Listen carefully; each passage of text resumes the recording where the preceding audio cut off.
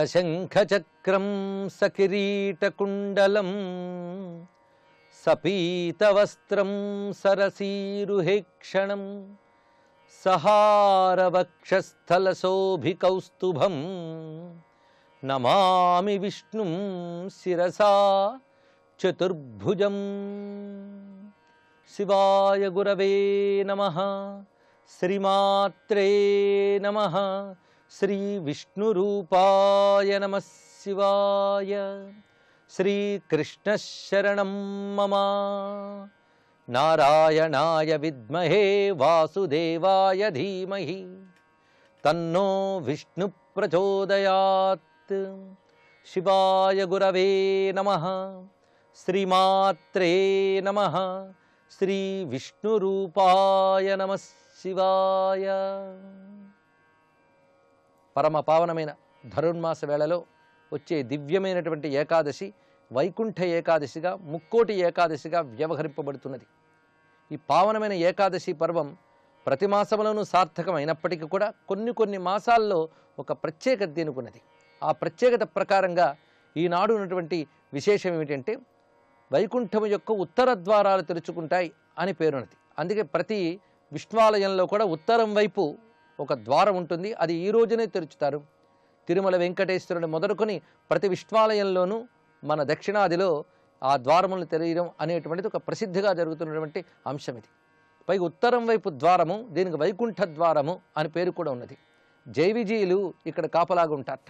మనకు పురాణముల యందు కూడాను జైవిజీయులు కాపలాగా ఉన్న ద్వారము వైపు వెళుతూ సనక సనందనాథులు ఆ సమయంలోనే అక్కడ జైవిజీయులు అవరోధించినప్పుడు వారికి శపించడం ఈ కథ కనబడుతున్నది. అందుకే జైవిజీయులు కాపలుగా ఉన్నటువంటి ద్వారము ఉత్తర ద్వారము.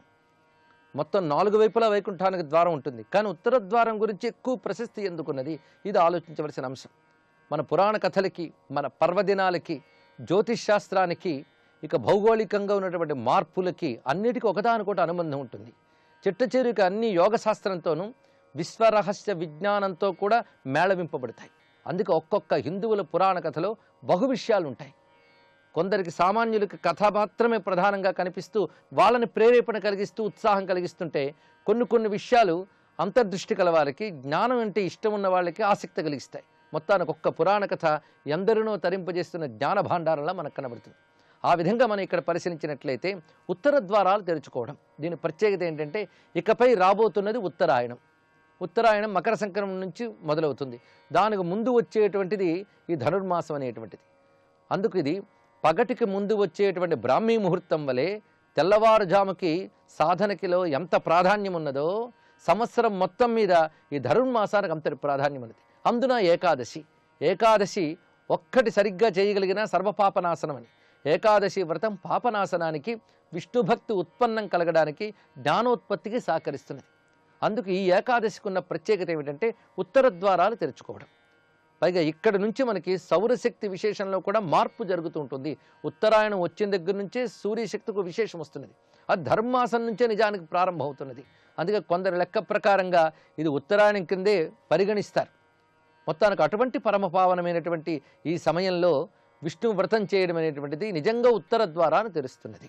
కాలంలో కూడా మనకి ఆ సూర్యపరమైనటువంటి శక్తి ఎక్కువగా లభించేది. పైగా ఉత్తర అంటే దిక్కుల్లో ఉత్తరమనే కాదు, ఉత్కృష్టమైన స్థితి అని అర్థం చెప్పుకోవాలి. అందుకు ప్రధానంగా ఈ ఉత్తర ద్వారానికి అటువంటి అర్థం చెప్పినప్పుడు సమన్వయింపబడుతున్నది. ఆ కారణం చేతనే ఆరోహన్నుత్తరాం దివం దేవః అని వేదమంత్రం కూడా మనకు కనబడుతున్నది. అక్కడ ఉత్తరాం అనే మాటలో కూడాను ఉత్తర దిక్కు అని మాత్రమే కాకుండా ఉత్కృష్టమైన స్థితి అని, ఉన్నతమైన స్థితిని ఉత్తర అంటారు. ఉత్తంటేనే ఉత్కృష్టం, తర అనేది కంపారిటివ్గా చెప్పేటువంటి శబ్దం. అనగా అన్నిటికంటే ఏది గొప్పదో దాన్ని ఉత్తరము అని అంటారు. ఆ ఉత్తర ద్వారం తెరుచుకుంటే కానీ భగవంతుడి దర్శనం కాదు.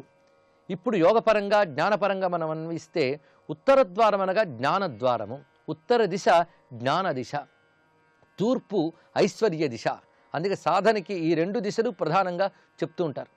దక్షిణామూర్తి రూపంతో ఉన్న శివుడు కూడా ఉత్తరం వైపున కూర్చుంటాడు, ఆయన దక్షిణం వైపు చూస్తూ ఉంటాడు. శివుని చూడదలుచుకున్న వాళ్ళు ఉత్తరం వైపు చూస్తారు కనుక ఉత్తరం జ్ఞాన దిశ. అందుకు ఉత్తర ద్వారం తెరుచుకునుట అంటే జ్ఞాన కవాటాలు తెరుచుకోవడం అనేది. ఆ జ్ఞానంగాని తెరుచుకుంటే అప్పుడు భగవద్ దర్శనం లభిస్తుంది. అది అసలైనటువంటి అర్థం. అది సర్వం శ్రీ విష్ణు చరణారవిందార్పణం.